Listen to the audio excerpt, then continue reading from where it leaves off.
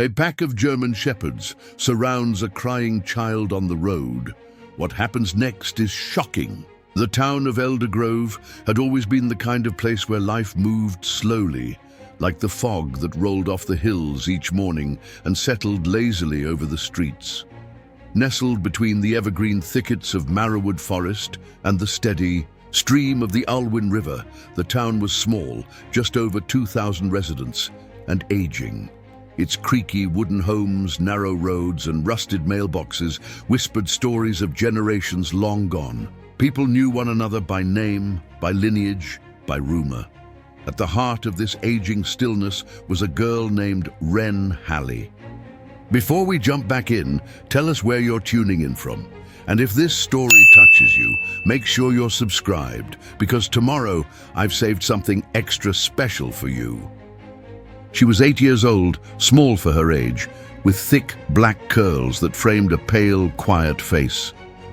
Wren had lived in Eldergrove for only a year, but it felt like a lifetime to her.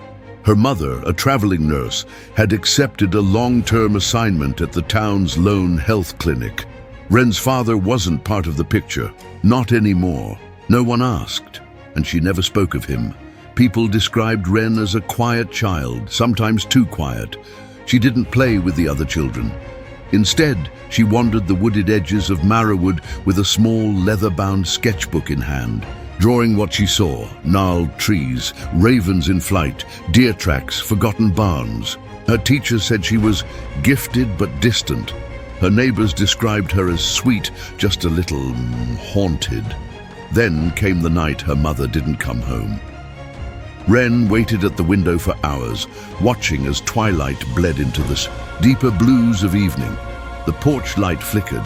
The house across the street turned off their Christmas lights, even though it was only December 3rd.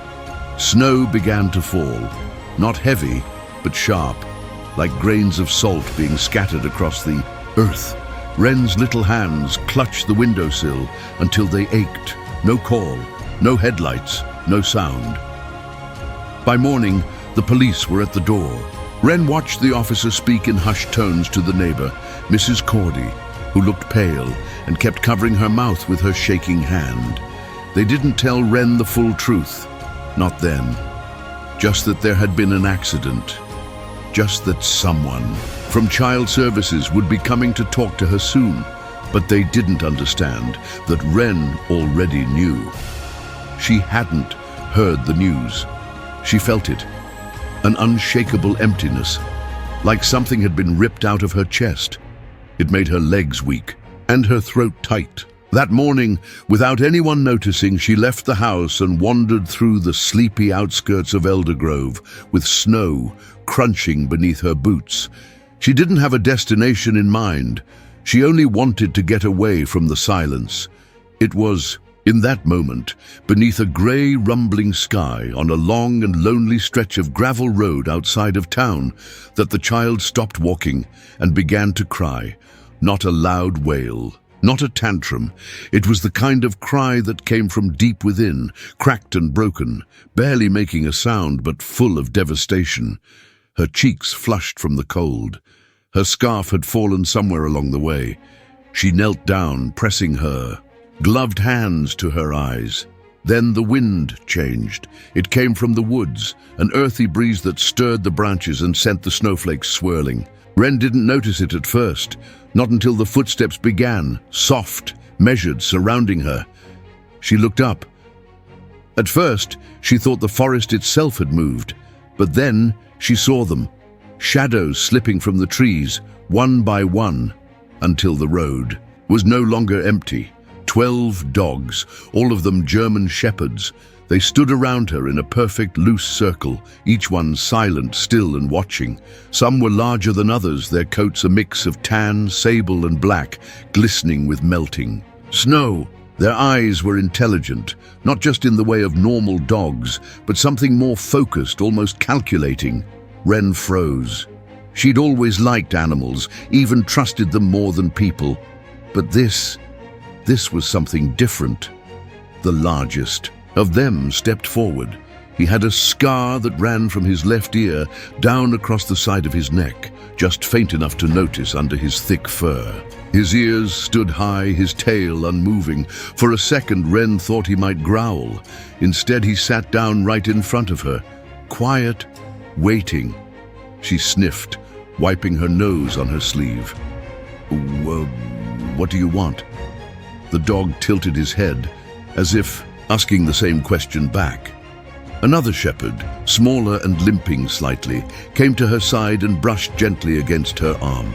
Then another approached and sat beside her, and another, until she was surrounded not by a threat, but by warmth. Bodies pressing lightly against hers, tails flicking, breath steaming in the air. Wren didn't move. She was afraid she might wake up, but this wasn't a dream.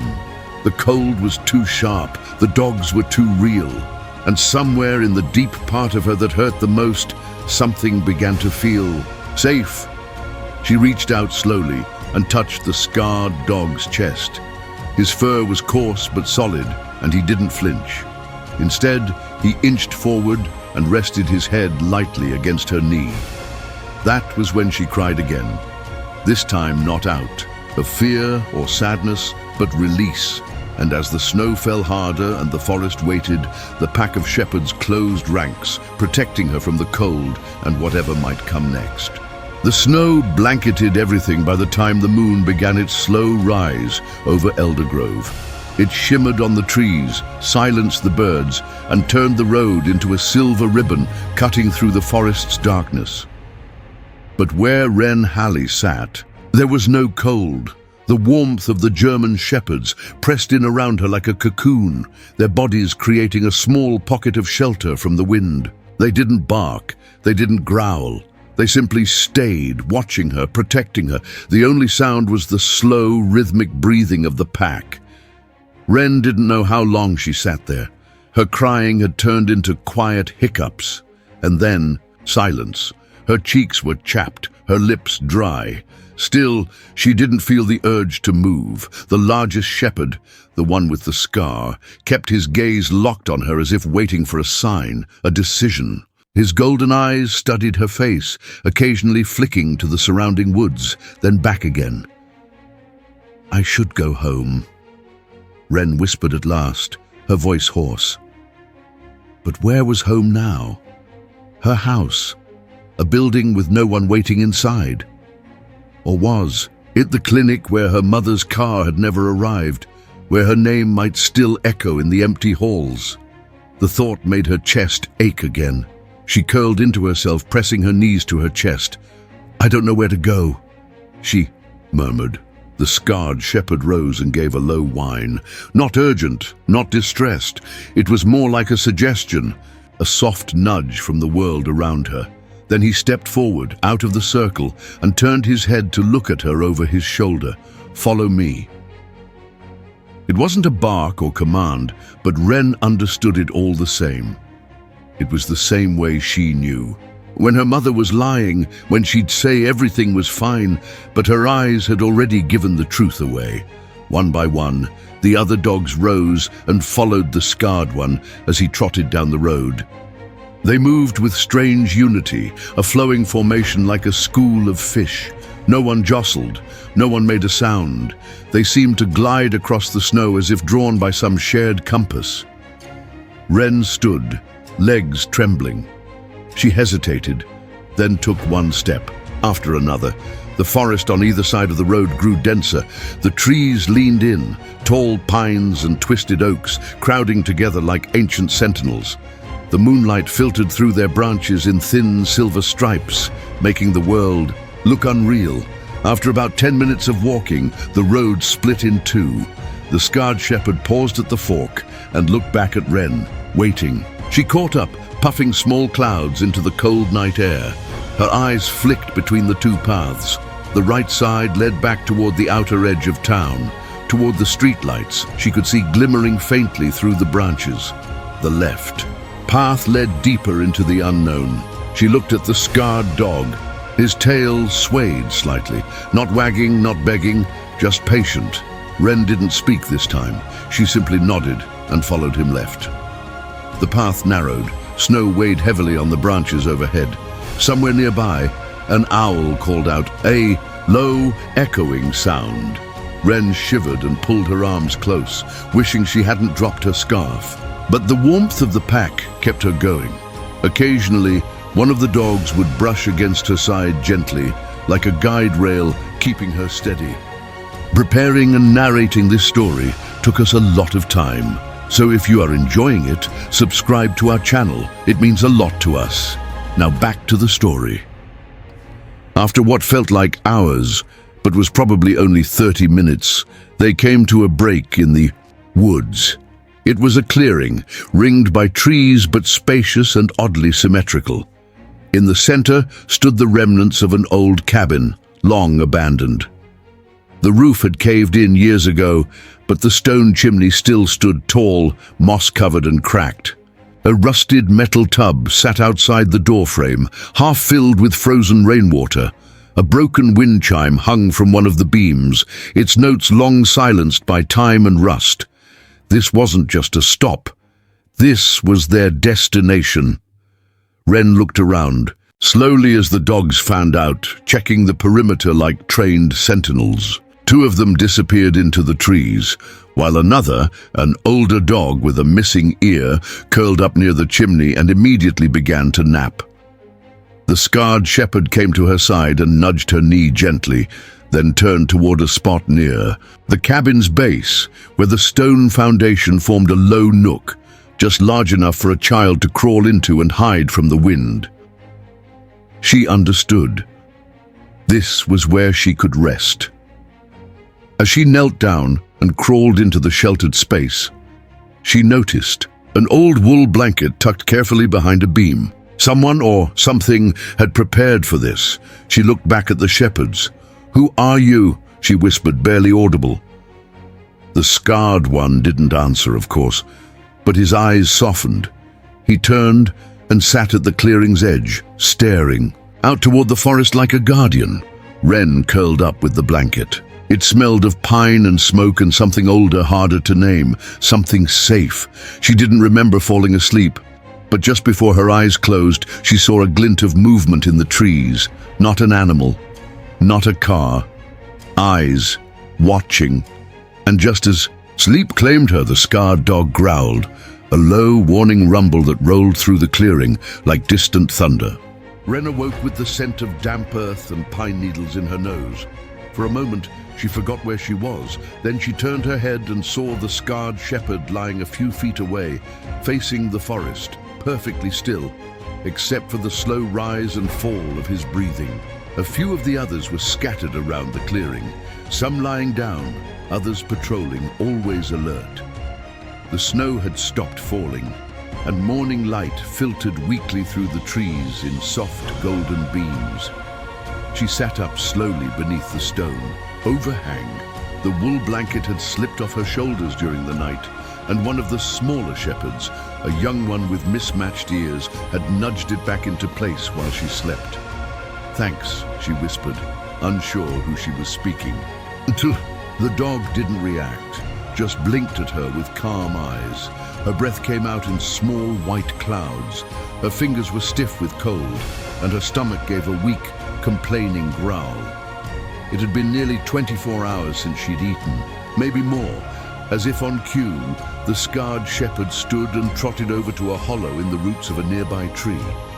He dug gently, pouring aside some old leaves and dirt, and came back holding something in his jaws. Wren's eyes widened. It was a wrapped bundle, cloth damp from the soil tied with a twine knot. He dropped it gently at her feet. She hesitated, then opened it. Inside were a few crumbling granola bars, a packet of dried apple slices, and a small sealed bottle of water. They were old, maybe from a hiker's pack, but intact. Her stomach lurched at the sight of food. She tore open the granola bar and took small bites, careful not to eat too fast. The shepherd watched her the whole time, not begging, not looking hungry, just making sure she was okay. "You saved this?" she asked. "How did you even know it was there?" The scarred dog tilted his head again, that same thoughtful gesture he always seemed to use instead of barking. They weren't normal dogs. Wren was sure of that now. After eating, she stood up and brushed herself off. "I should go back," she said, though the words sounded hollow even to her. She looked around the clearing, but the way back to town felt impossibly far. The forest was too thick. Every path looked the same, and more than anything, she didn't want to leave the safety of the pack. She didn't want to return to a world that had already taken her mother. Still, she took a few steps toward the tree line. A low whine stopped her. She turned. It wasn't the scarred dog this time, but the limping one, a female with cloudy eyes and a silver streak of fur down her snout. She stepped forward and lightly touched her nose to Wren's leg, then walked in a circle and nudged her back toward the center of the clearing. "Why do you want me to stay?" Wren asked, confused. The dog didn't answer, but her eyes were filled with something tender, something close to sorrow. Wren looked back toward the trees and felt a strange sensation ripple through her. Someone's out there.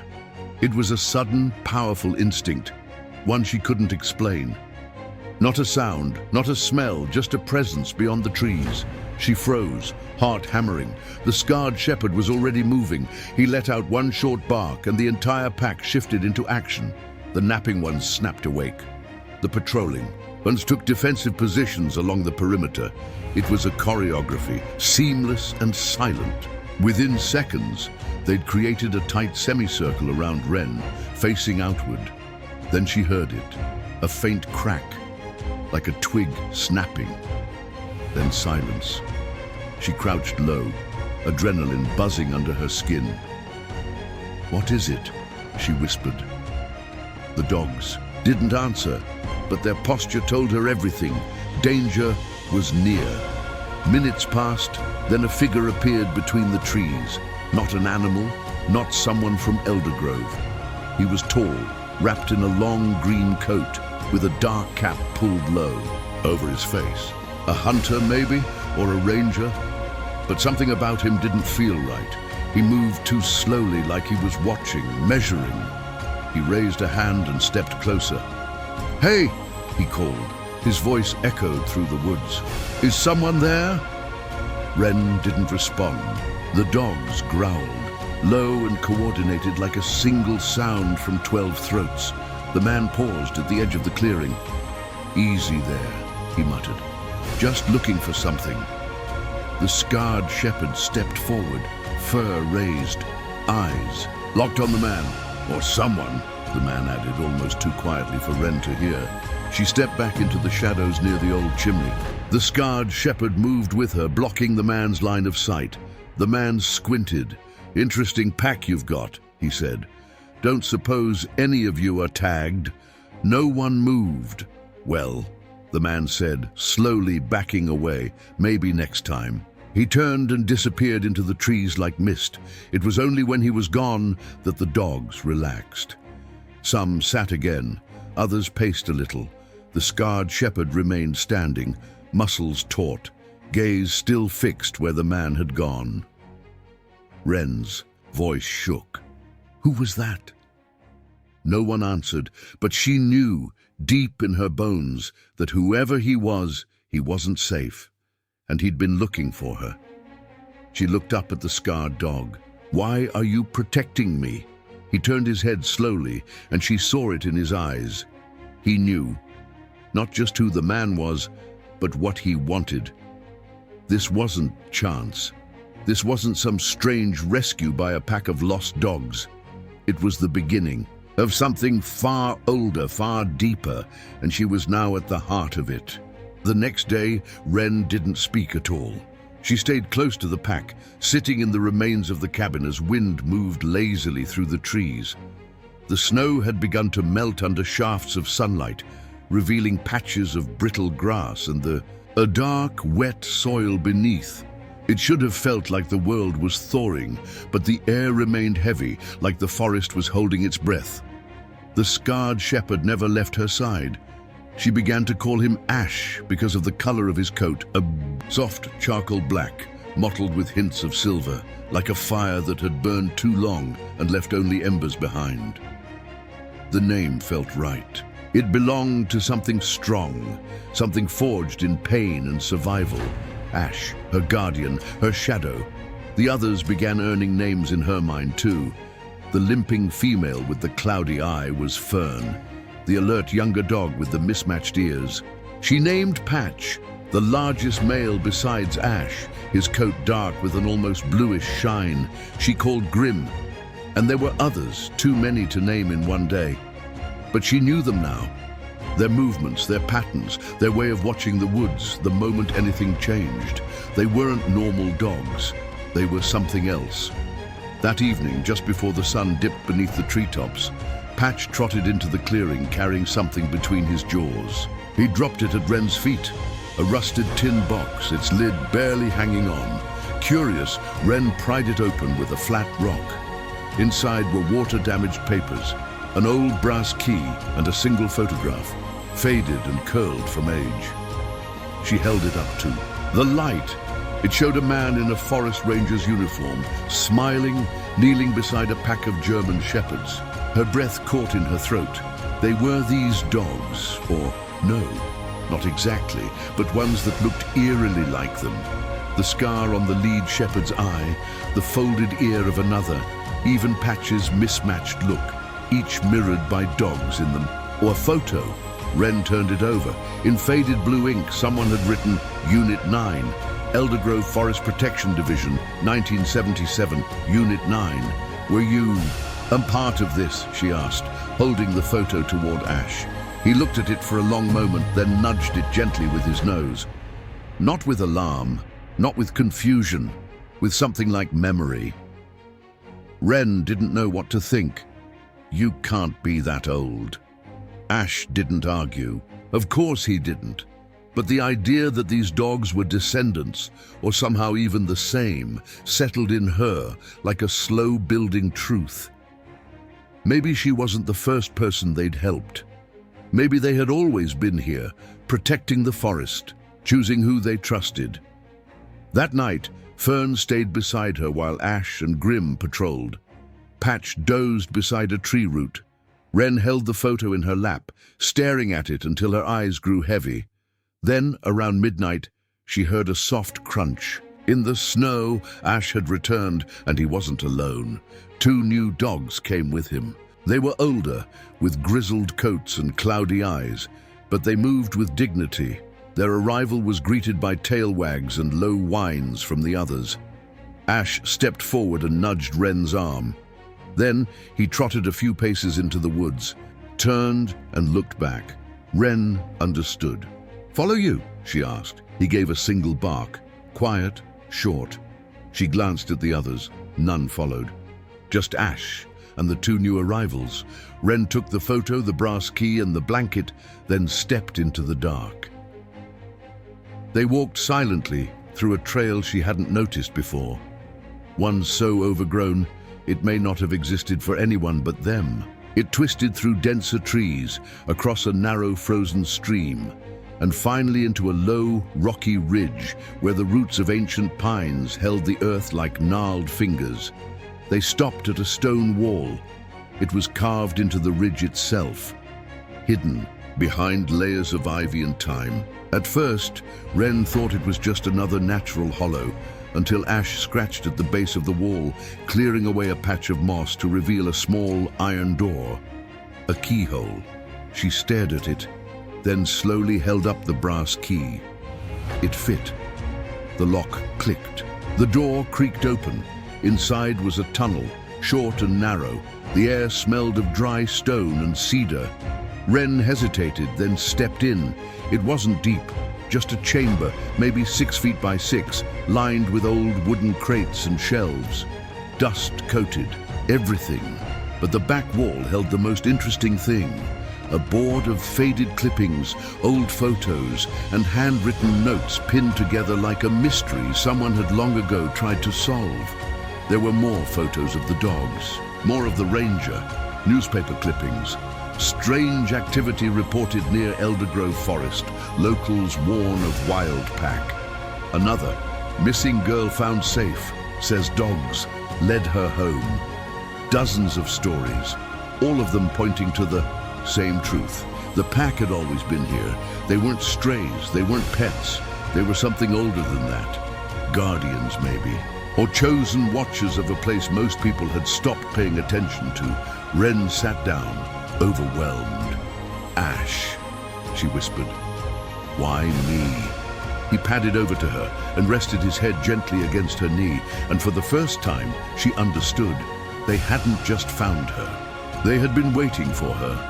Wren sat on the cold stone floor of the hidden chamber, her fingers tracing the edges of the newspaper clippings like they might whisper their secrets to her. The candlelight flickered against the wall of yellowing. Headlines and photographs. Shadows danced across the faces of the dogs and humans in the old images, echoes of another time. She reached for one particularly brittle clipping. "Hero dog saves. Child from river. Eldergrove Forest's phantom. Pack strikes again. Date April 4th, 1995. No names, no photos of the child. Just a blurred shot of a shepherd's tail disappearing into the trees." She turned to Ash, who sat quietly near the tunnel entrance like a sentinel. "You've been saving people for a long time, haven't you?" Ash didn't move. The truth felt heavy and unreal. She wasn't just being protected. She had become part of a living legend. But why her? She lifted a brittle folder from the corner of the chamber. Inside, she found reports, handwritten logs in slanted cursive ink. Most were signed only with initials, TM. Many mentioned sightings of the dogs. Others detailed missing hikers who had returned days later with fragmented memories and vague stories about being led back by animals. One entry stood out. August 12th, 1998, encountered full pack at Observation Ridge. They surrounded a wounded fawn, shielded it from scavengers until I arrived. Behavior demonstrates coordination, non-instinctual empathy. They knew I'd come. They always do. I believe they're waiting for someone. I just don't know who. A chill passed down Wren's spine. She glanced at Ash. "Was it me?" He didn't answer, but the look in his eyes wasn't blank. It held memory. She gathered what she could, a few more documents, the folder and the photo she had found the night before, then followed Ash and the older dogs back into the cold, starlit woods. The snow had stopped. The sky above shimmered with a scattering of stars like pinpricks in velvet. When they returned to the cabin clearing, the others were already waiting, but something had changed. Grimm's hackles were raised. Patch barked once, sharp, alert. Fern paced in circles, low whines rising in her throat. Wren's heart thudded. What is it? She barely finished the sentence before she saw it. Footprints, human, fresh, leading to the edge of the clearing, then doubling back, not just walking, but searching, pacing, tracking. Ash sniffed the air. Then he growled, a low, guttural sound. Wren hadn't heard before. The pack tensed. He was back, the man in the green coat. "Why is he looking for me?" she whispered. "How does he even know I'm here?" She didn't expect an answer, but Fern limped over to a crumbled portion of the cabin wall and nudged aside a loose plank. Beneath it lay something wrapped in oilskin, a second key and a leather-bound notebook, its cover worn but intact. Inside, the first page read, "To whoever finds this, your presence here means the cycle has begun again." Wren's eyes widened. These dogs are not what they seem. I don't know how long I've been watching them. Months, years. Time bends in Eldergrove. Some say they're the spirits of the forest. Others say they were bred by something old and powerful, long before the town was built. I don't know. I only know this: they appear when danger rises, and they choose who to protect. The pages that followed detailed encounters with not just the dogs, but the man. Descriptions of someone who came every generation, always different, always the same. A hunter, a collector, a seeker of something buried in these woods. He's not just looking for the dogs, he's looking for her. The child with the mark. Wren's hands trembled. What mark? She checked her arms, her legs, her neck. Nothing. But Fern stepped forward and touched her nose to Wren's collarbone, just below it. Wren pulled aside her shirt. There, faintly visible even in the low light, was a birthmark. One she had always, you thought was random. A strange curling shape, like a spiral surrounded by 3 short lines. The same symbol appeared on the cover of the notebook. She stared down, breath caught in her throat. This can't be. But it was. Wren wasn't just a lost girl in the woods. She was meant to be here. The forest had called her, through grief, through pain, and the pack had answered. The world tilted slightly. "I have to leave," she said. "I need to get back to town. I need to warn someone." But Ash stepped in her path. "No?" she asked. "Why not?" He turned toward the trees, and she saw why. The man had returned. But this time, he wasn't hiding. He stood at the edge of the clearing, tall and silent, one hand resting on something hanging from his belt, a tranquilizer gun. His eyes locked on Wren, and he smiled. "There you are," he said softly. The pack surged forward, snarling, barking, but not attacking. "Not yet. I'm not here to hurt her," the man said. "I just want to talk, that's all." Ash stood between them, shoulders broad, unmoving. The man raised the gun, not at the dogs, but at the sky. He fired once. A flare shot upward, painting the woods in red light. "In case I need backup," he said. "She belongs to someone." "No, she doesn't," Wren whispered. But somewhere in her gut, she wasn't so sure. The red flare crackled as it burned across the sky, casting long shadows across the snow and turning the trees into towering pillars of blood. Wren froze, heart pounding. Ash stood between her and the man, a growl low in his throat. The other dogs formed a wide crescent around her, tails stiff, bodies tense. Fern's old body trembled, but she didn't retreat. Even the smallest shepherd stood tall. The man took a single step into the clearing. He wore a heavy coat, army green and patched in places. His boots were soaked and mud-streaked. He didn't look wild, but something in his eyes unsettled Wren. They were too calm. Not the calm of peace, but of purpose. He raised his hands, the flare gun still smoking in one. "Easy," he said. "I told you, I'm not here to hurt anyone. But the girl, Wren, isn't it? She has something I need." "How do you know my name?" Wren asked, trying to sound braver than she felt. He smiled. "It's written. In the logs, in the letters. I've been following this forest stories longer than you've been alive. Every few decades it happens again. A child appears, the dogs gather, and something wakes up."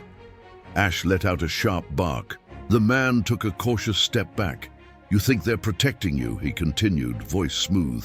"But they're not doing it for you. They're doing it for what you carry. The mark, the bloodline. You're the final piece." Wren shook her head. "You don't know anything about me." "Oh, but I do." His eyes gleamed. "Your mother left this forest 20 years ago. Pregnant, scared. She knew what you were. She ran from this place, and from me. That hit like a slap. My mother's dead," Wren said, voice cracking. "I'm sorry for your loss," the man said. But the sympathy in his voice was as fake as the stillness he wore like a mask. "But that doesn't change who you are, or what you need to do." The trees shifted behind him. Something else was coming. A distant hum, low and steady. A truck, maybe 2. "Back up," Ash barked again. The signal was clear. "We have to go. Now." But Wren didn't move. "What happens if I go with you?" she asked, stepping just slightly forward, eyes on the stranger. His lips curved. "Then I'll show you the truth. The facility.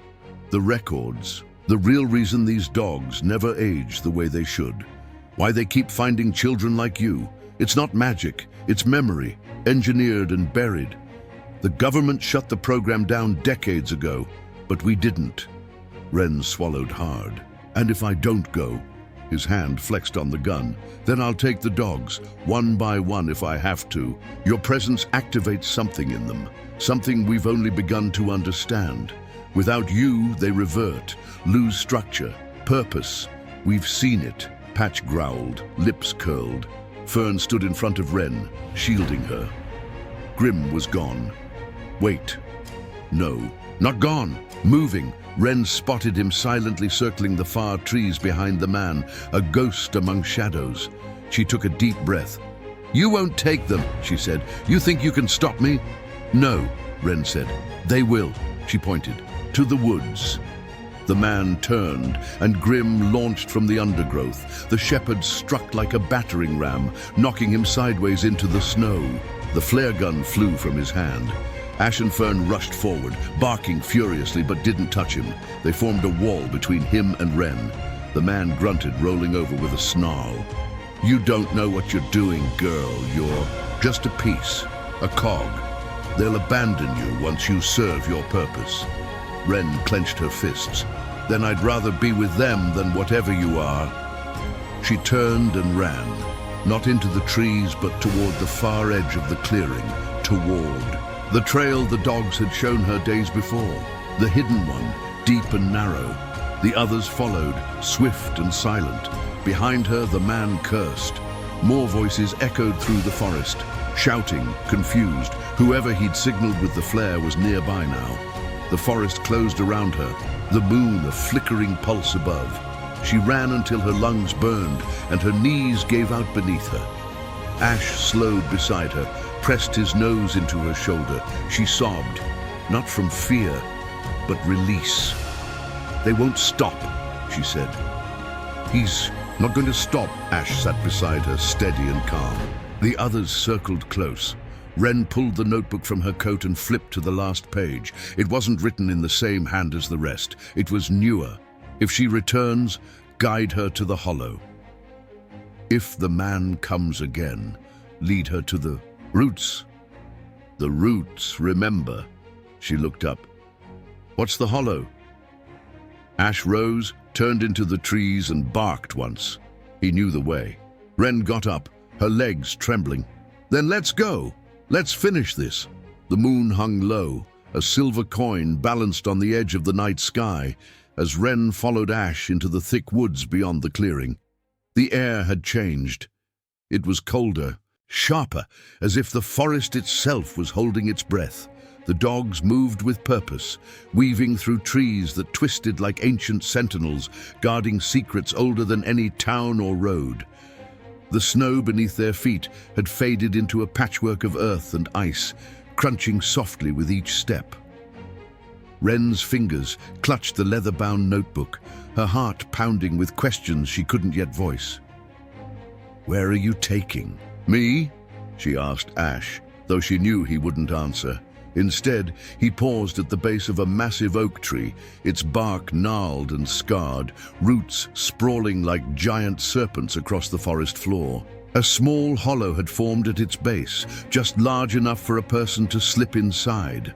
The hollow, Wren breathed, the name resonating deep within her chest. She knelt and looked inside. It was dark, but not empty. The air was thick with the scent of earth and old wood, like a forgotten shrine. Grim approached, his blue-black coat blending into the shadows. He nudged a flat stone aside, revealing a shallow pit beneath the tree. Wren peered in and gasped. Inside were dozens of old objects, rusted tools, broken chains, tattered scraps of fabric, and something else, something far more personal. A child's worn leather shoe, her breath caught. "Who left these here?"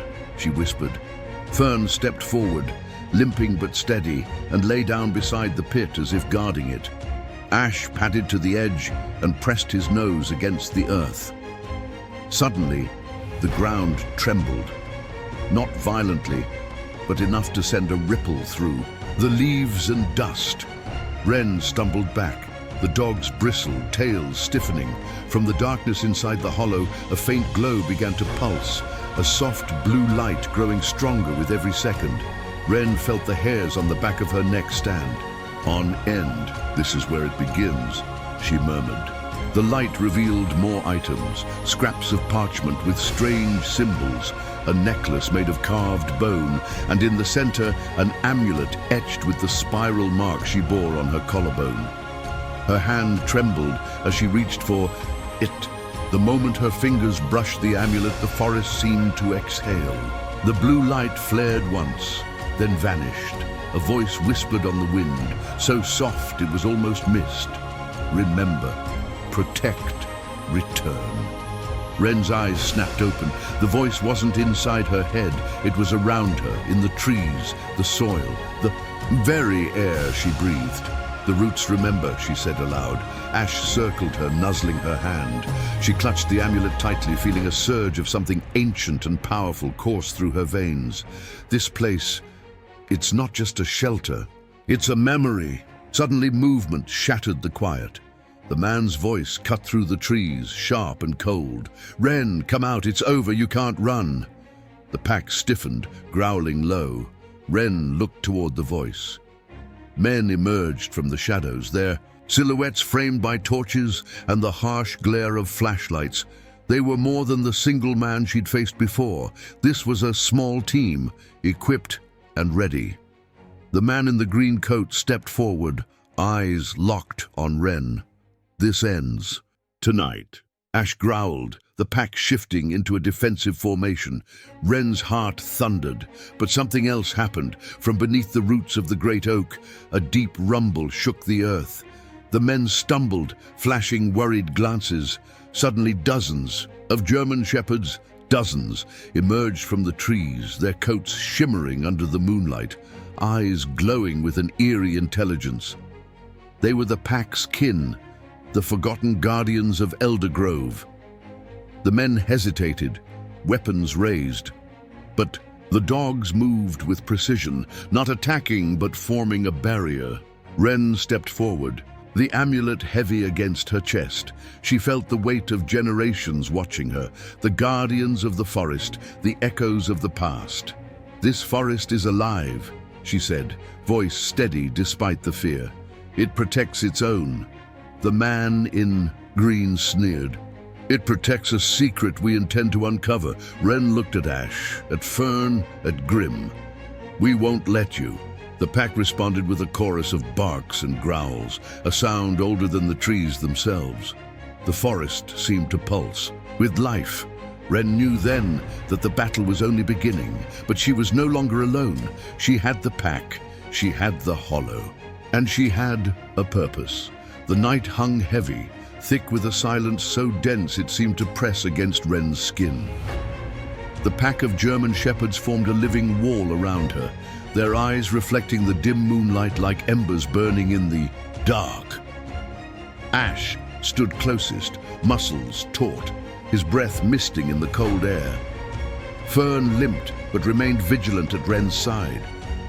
Grim, the silent shadow of the group, moved quietly among the trees, eyes sharp, always watching. Ahead of them, the men with their weapons trembled, their flashlights bobbing like fireflies caught in a storm. The man in the green coat, the one who had been hunting Wren from the start, stepped forward, his expression unreadable in the weak light. His voice, low and steady, cut through the stillness. "You think this forest's magic will save you? Science is beyond any superstition your pack can muster.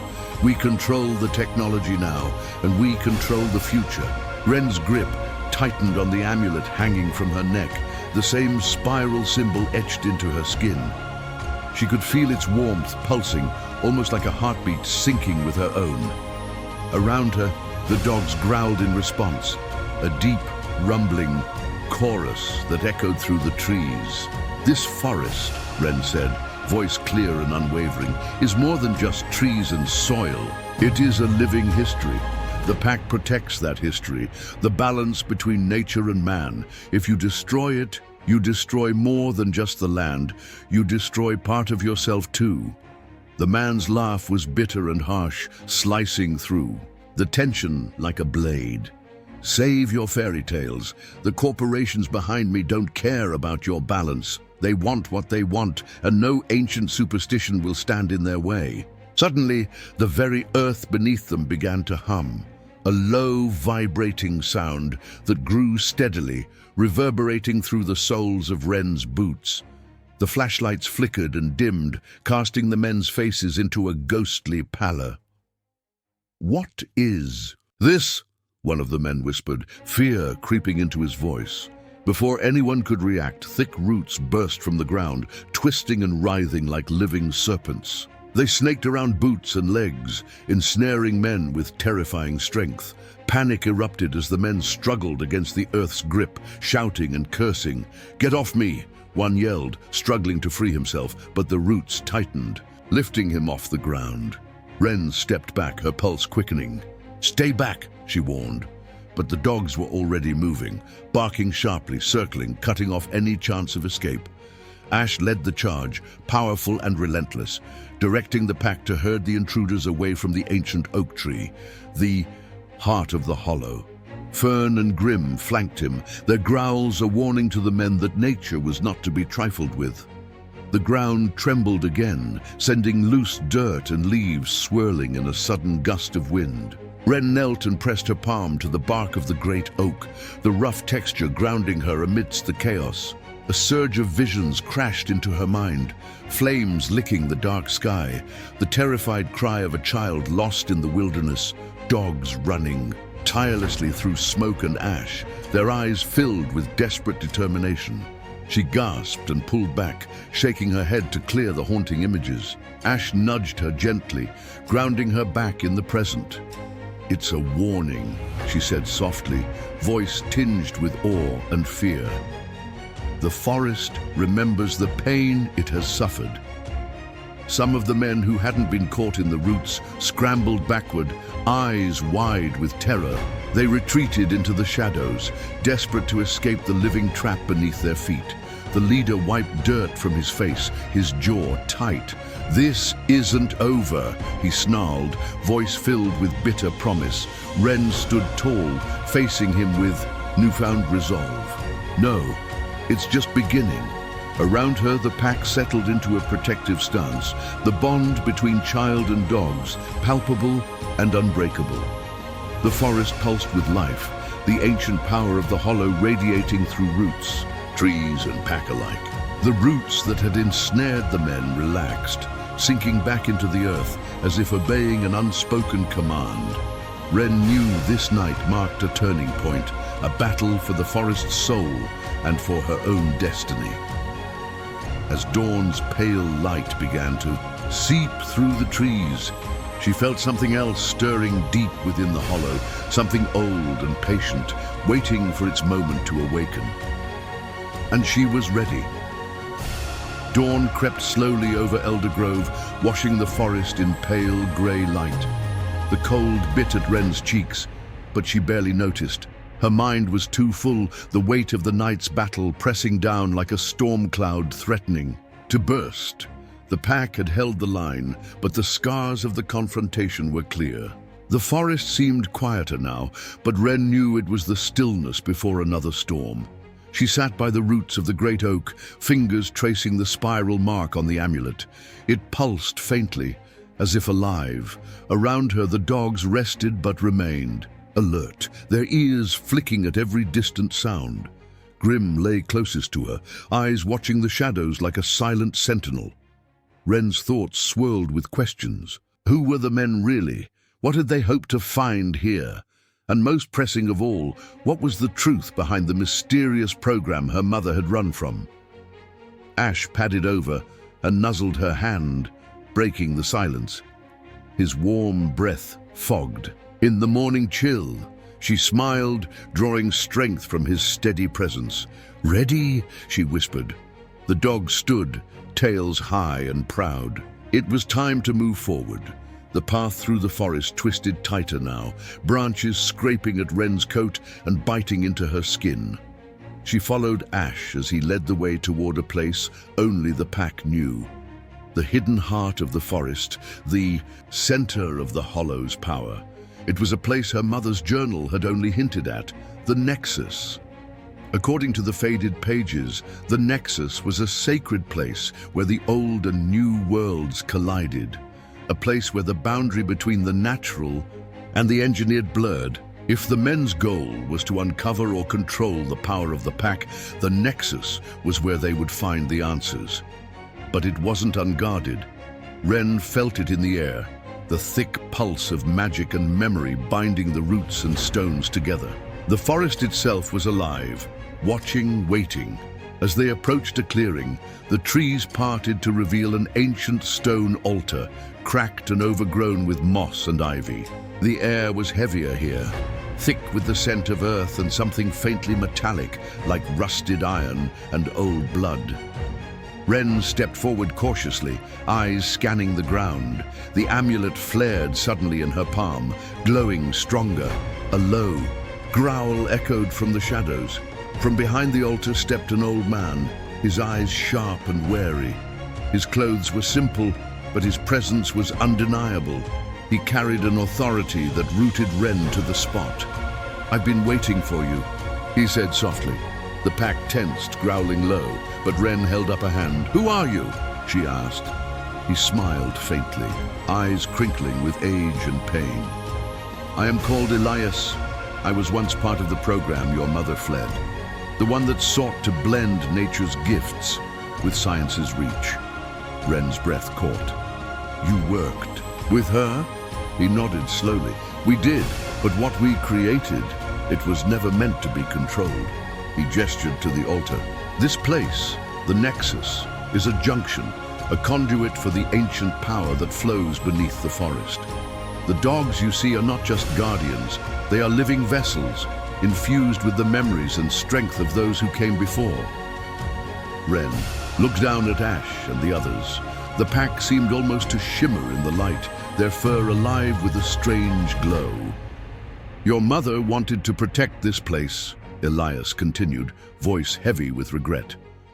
"But the men who came after us, the ones hunting you now, they seek to harness this power, to weaponize it." A cold shiver ran down Wren's spine. "Why me?" "Because you carry the key," Elias said, pointing to the amulet, "the bloodline that can awaken the full potential of the pack and the forest. Without you, the power remains dormant, or worse, it falls into the wrong hands." Wren clenched the amulet tightly. "So, what do we do now?" Elias's gaze darkened. "We prepare." The day passed in a blur of movement and whispered plans.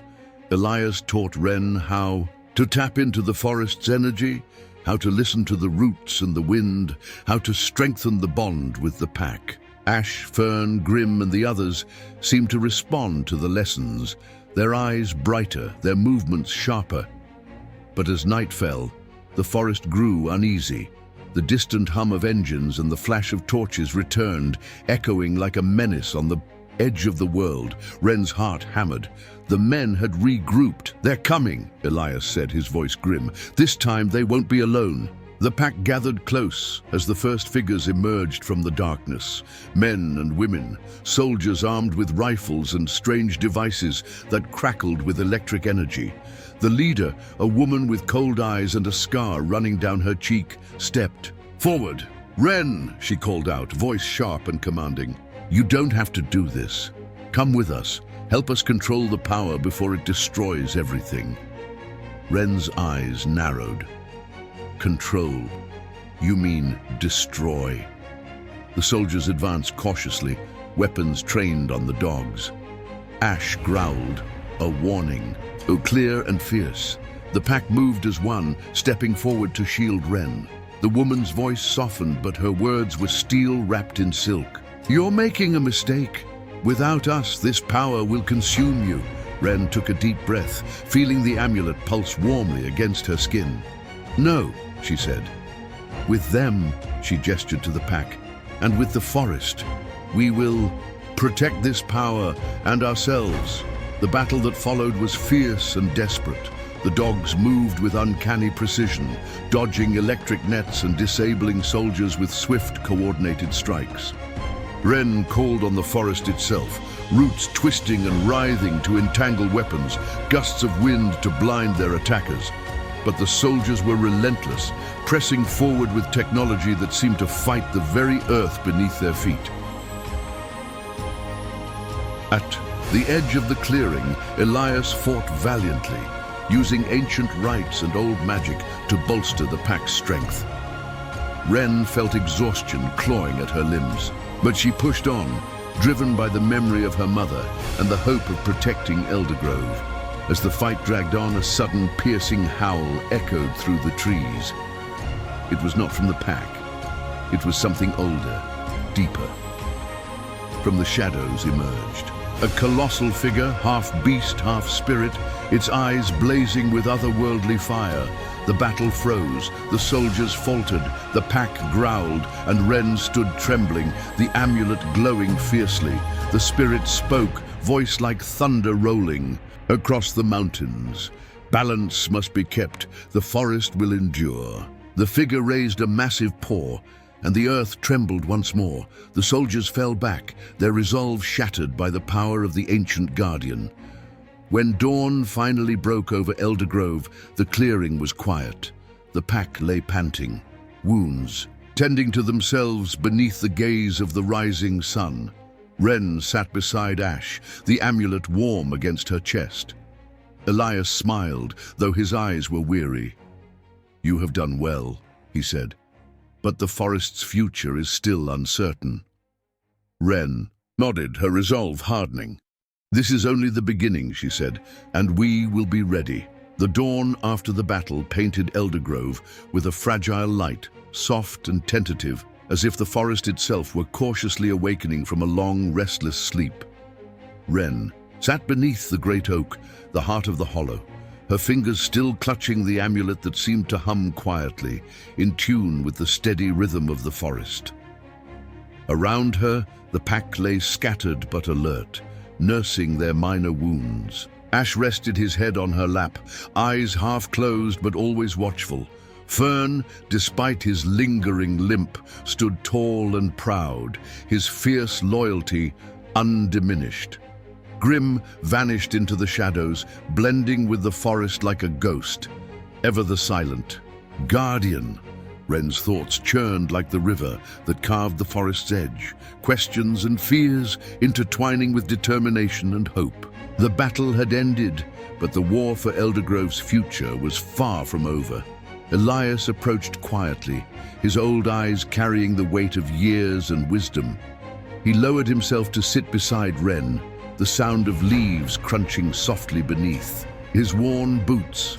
"The forest is healing," he said, his voice steady yet heavy. "But the scars left by the invaders run deep.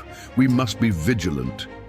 Wren nodded, eyes fixed on the morning light filtering through the canopy. "What happens now? How do we protect this place from those who would use it for destruction?" Elias smiled faintly, a rare warmth breaking through his usual solemnity. "You are the legacy your mother fought to protect. The power you carry, the bond with your pack, and the strength of the hollow itself, they are the forest's greatest guardians." He paused, looking at each dog before returning his gaze to Wren. "But the true legacy is not just in power, it's in balance, respect, understanding. You must teach others what you have learned, spread the message beyond Eldergrove." Wren sighed, the weight of responsibility settling firmly on her shoulders. "I don't know if I'm ready." "None of us ever are," Elias replied. "But the forest chose you for a reason." Over the following days, Wren worked alongside Elias and the pack, learning to channel the energy of the hollow more deeply. She practiced meditating with the ancient roots, feeling the pulse of life beneath the earth and the whispers of the wind above. The pack's connection to her grew stronger, as if the bond was woven into the very fabric of the forest. Ash taught her patience and courage, Fern showed her resilience, and Grim revealed the strength found in silence and vigilance. Wren also began writing, chronicling the history of the hollow, the story of her mother, and the battle that had just passed. She knew this knowledge was vital, something to pass on, a shield against future threats. One afternoon, a gentle breeze carried an unexpected visitor through the trees. A young girl no older than Wren had been when she first entered the forest, her eyes wide with wonder and fear. The girl stumbled upon the clearing where Wren sat with the pack. "Who are you?" Wren asked softly, rising to meet her. The girl hesitated, then whispered, "My name is Lila. They told me to stay away, but I saw the dogs. I had to come." Wren smiled gently, kneeling to the girl's level. "You're safe here. This forest protects those who respect it." Lila's eyes filled with tears.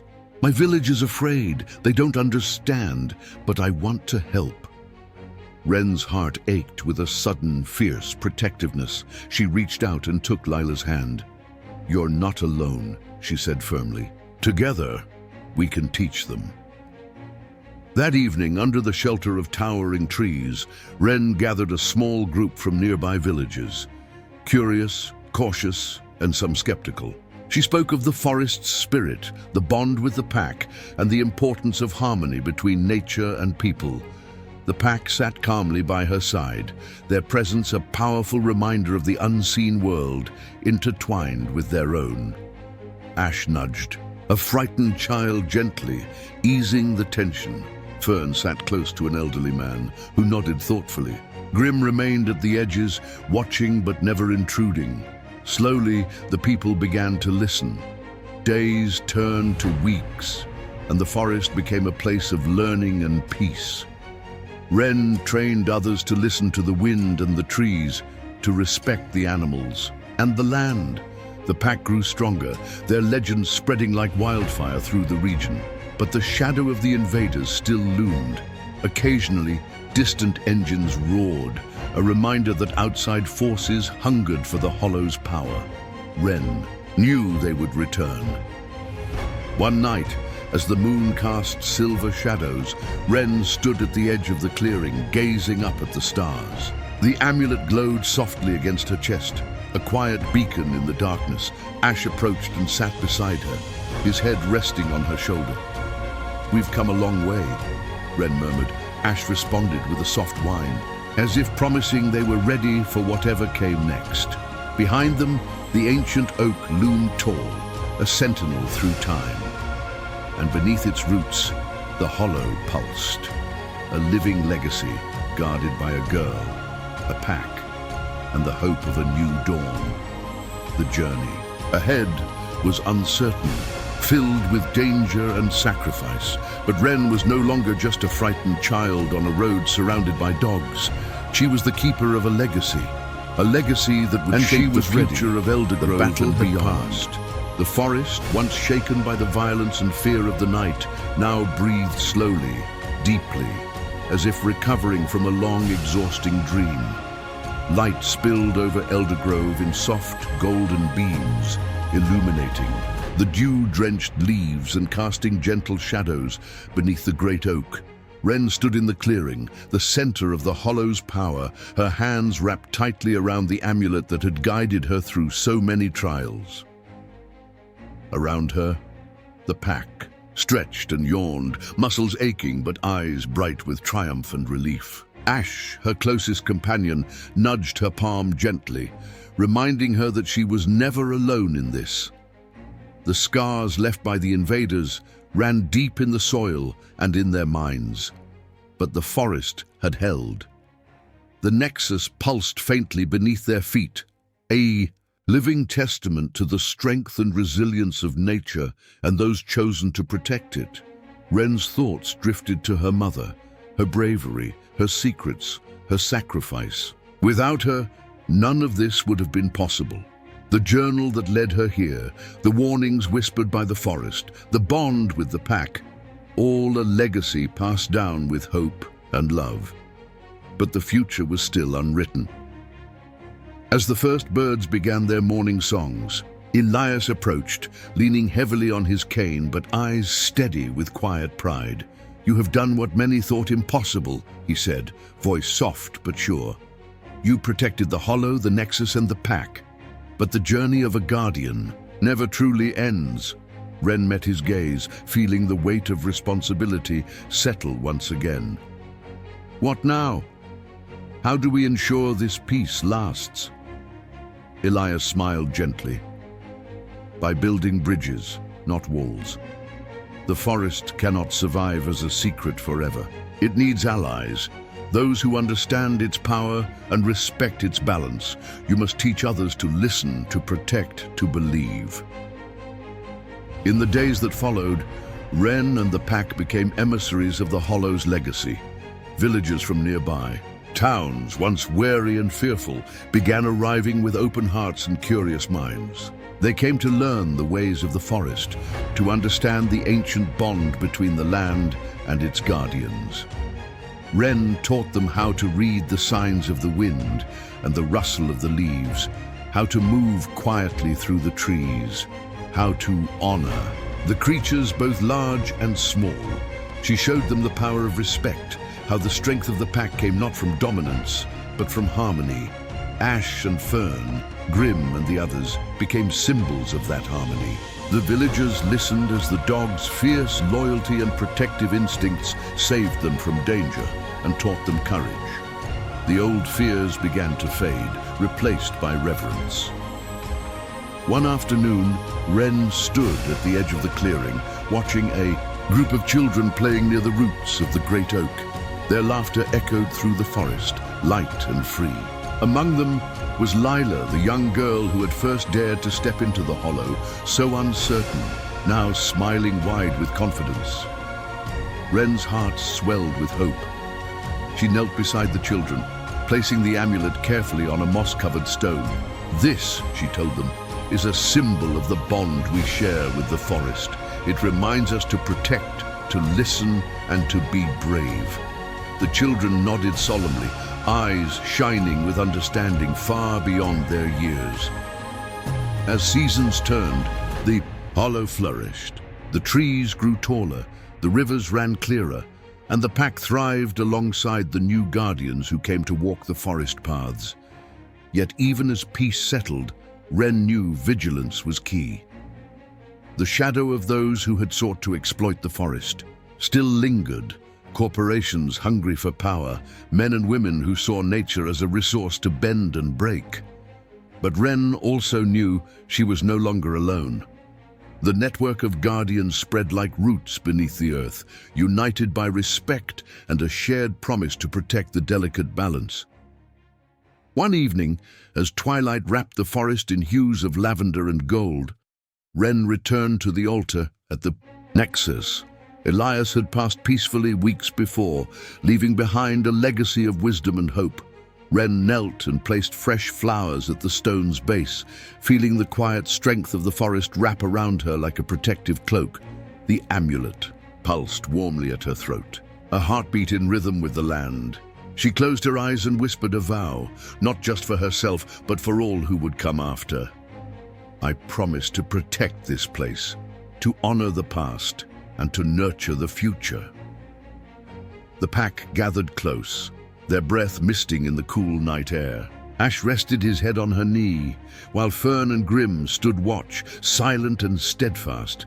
The stars above twinkled like distant fires, ancient and eternal, and beneath them all, the forest pulsed with life, strong, wild, and free. Wren opened her eyes and smiled.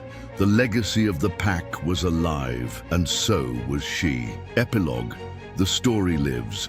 On years later, travelers would speak of a hidden forest where mysterious dogs guarded ancient secrets, where children learned to listen to the trees and respect the wild. Eldergrove became a symbol of hope, a sanctuary where nature and humanity could coexist. Wren's story, the story of the pack, was told and retold, not just as legend, but as a guide and a warning, a reminder that strength comes from unity, courage from love, and true power from balance. The hollow remained protected, its pulse steady beneath the earth, waiting for the next guardian to rise. For in every ending lies a new beginning. Up next, you've got 2 more standout stories right on your screen. If this one hit the mark, you won't want to pass these up. Just click and check them out. And don't forget to subscribe and turn on the notification bell so you don't miss any upload from us.